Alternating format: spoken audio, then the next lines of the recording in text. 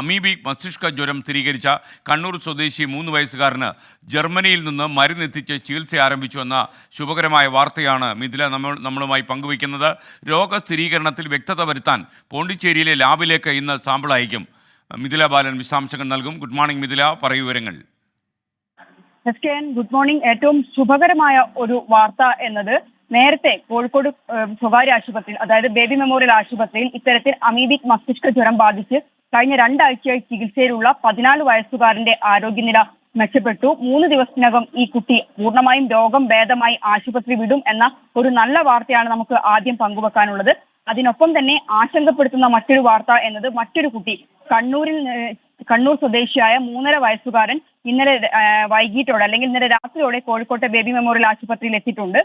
കണ്ണൂരിൽ നടത്തിയ പരിശോധനയിൽ അമീബിക് മസ്തിഷ്ക ജ്വരം സ്ഥിരീകരിച്ചിട്ടുണ്ട്.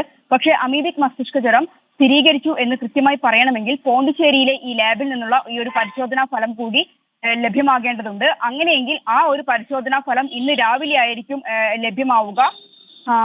ഇന്ന് രാവിലെ ആയിരിക്കും ഈ പരിശോധനാ ഫലത്തിനായി സാമ്പിൾ അയക്കുക.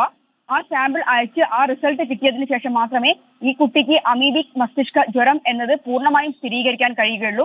എന്നിരുന്നാൽ പോലും ഈ ലക്ഷണങ്ങളോടെ കോഴിക്കോട്ടെ സ്വകാര്യ ആശുപത്രിയിൽ ചികിത്സയിലുള്ളതിനാൽ തന്നെ നേരത്തെ ഉള്ള ഒരു പ്രൊസീജിയർ പ്രകാരം ജർമ്മനിയിൽ നിന്ന് എത്തിച്ച മരുന്ന് ഉൾപ്പെടെയുള്ള 7 മരുന്നുകളാണ് ഈ കുട്ടിക്ക്, നേരത്തെ ചികിത്സയിലുണ്ടായിരുന്ന കുട്ടിക്ക് നൽകിയ അതേ മരുന്നുകൾ തന്നെയാണ് ഇപ്പോൾ കണ്ണൂരിൽ നിന്നും ചികിത്സയ്ക്ക് എത്തിച്ച ഈ 3.5 വയസ്സുകാരനും നൽകിയിട്ടുള്ളത്.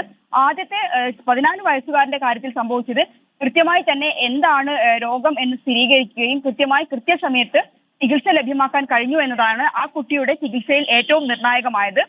കാരണം ആ കുട്ടിക്ക് തലവേദനയും പനിയും ഇത്തരം അമീബിക് മസ്തിഷ്ക ജ്വരത്തിന്റെ ലക്ഷണങ്ങൾ കണ്ട ഉടൻ തന്നെ സ്വകാര്യ ആശുപത്രിയിൽ എത്തിക്കുന്നു. നേരത്തെ തന്നെ ഇത്തരം ഒരു ഹിസ്റ്ററി ഉള്ളത് കൊണ്ട് തന്നെ പെട്ടെന്ന് തന്നെ ജർമ്മനിയിൽ എത്തിച്ച മരുന്ന് ഉൾപ്പെടെ നൽകി ചികിത്സ ആരംഭിച്ചു. അതുകൊണ്ട് തന്നെയാണ് ആ കുട്ടി ഇപ്പോൾ പൂർണ്ണമായും രോഗം ഭേദമായി 3 ദിവസത്തിനകം തന്നെ ഈ കോഴിക്കോട്ടെ ബേബി മെമ്മോറിയൽ ആശുപത്രിയിൽ നിന്നും വിടുതൽ വാങ്ങി പോകാൻ പോകുന്നത്. കണ്ണൂരിലെ കുട്ടി ഗുരുതരമല്ല, പക്ഷേ ഡോക്ടർമാരുടെ നിരീക്ഷണത്തിലാണ് ഈ കുട്ടി ഉള്ളത്. എന്തു തന്നെയായാലും ഈ കുട്ടിയും പൂർണ്ണമായി രോഗം ഭേദമായി ആശുപത്രി വിടും എന്ന നമുക്ക് പ്രതീക്ഷിക്കാം. SKN.